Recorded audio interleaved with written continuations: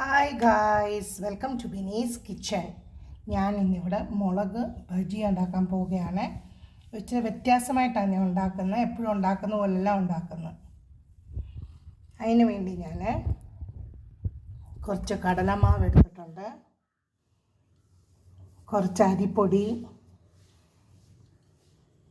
ഒരു പിഞ്ച് കായപ്പൊടി, ആവശ്യത്തിനുള്ള ഉപ്പ്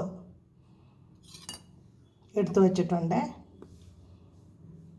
അരിപ്പൊടി, കടലമാവ്, ഉപ്പ്, കായപ്പൊടി. ഇവിടെ ഞാൻ ഫില്ലിങ് റെഡിയാക്കി വെച്ചിട്ടുണ്ട്. പൊട്ടാറ്റോ പുഴുങ്ങി, വെള്ളുള്ളി, പച്ചമുളക്, ഒരു വെളുത്തുള്ളി എല്ലാം കൂടി ഇട്ട് ഞാനിവിടെ ഫില്ലിങ് റെഡിയാക്കി വെച്ചിട്ടുണ്ട്. ഇതിനകത്ത് ഞാൻ ആവശ്യത്തിനുള്ള വെള്ളം ചേർക്കുവാണ്. ഒത്തിരി വെള്ളം പോലെ ആകേണ്ട ആവശ്യമില്ല. ഒത്തിരി വെള്ളം പോലെ ആയിക്കഴിഞ്ഞാൽ പിന്നെ മുളക് അത് പിടിക്കത്തില്ല. ഇതിനകത്ത് ഞാൻ ഇച്ചിരിയും മഞ്ഞൾപ്പൊടി ചേർത്തിട്ടുണ്ട്, ഒരു കളർ കിട്ടാൻ വേണ്ടിയേ. എരിവ് വേണ്ടിയവർക്ക് അതിനകത്ത് വേണമെങ്കിൽ മുളക് പൊടി ചേർക്കാമേ. ഞാൻ അതിനകത്ത് ചേർത്തിട്ടില്ല. ഈ പരുവത്തിന് വേണം നമ്മൾ ബാറ്റർ റെഡിയാക്കാൻ. ബാറ്റർ നമ്മൾ റെഡിയാക്കുമ്പോൾ ഒരു 5 മിനിറ്റ് നമ്മൾ ഇത് വെയിറ്റ് ചെയ്യണേ. 5 മിനിറ്റ് കഴിഞ്ഞേ നമ്മളിത് യൂസ് ചെയ്യാവൂ. ഇവിടെ ഞാൻ പൊട്ടാറ്റോ മുളകിനകത്ത് സ്റ്റഫ് ചെയ്തേ.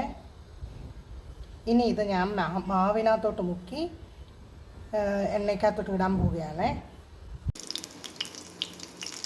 നമ്മളിങ്ങനെ മുളകിൻ്റെ സെൻറ്ററിൽ ഒന്ന് കട്ട് ചെയ്ത് കൊടുക്കണേ, എന്നാലേ അതിനകത്ത് ഫില്ല് ചെയ്യാൻ പറ്റത്തുള്ളൂ. ലോ ഫ്ലെയിമിലേ വെക്കാവേ, അല്ലേ കരിഞ്ഞു പോകും. ഇവിടെ കുറച്ച് ബാറ്ററേ ഉള്ളൂ. ഞാൻ ബാക്കിയുള്ള പൊട്ടാറ്റോ എടുത്ത് ഉരുളക്കിഴങ്ങ് ബോണ്ട ഉണ്ടാക്കാൻ പോവുകയാണേ.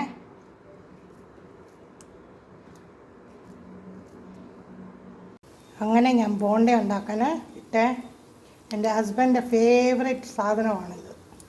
അങ്ങനെ നമ്മുടെ മുളക് ബജിയും ഉരുളക്കിഴങ്ങ് ബോണ്ടയും റെഡി ആയിട്ടുണ്ട്.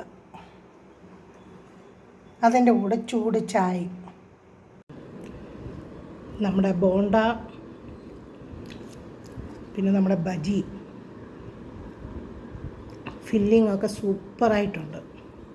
ഇതുപോലൊന്ന് ചെയ്ത് നോക്കണേ നിങ്ങൾ, അടിപൊളി.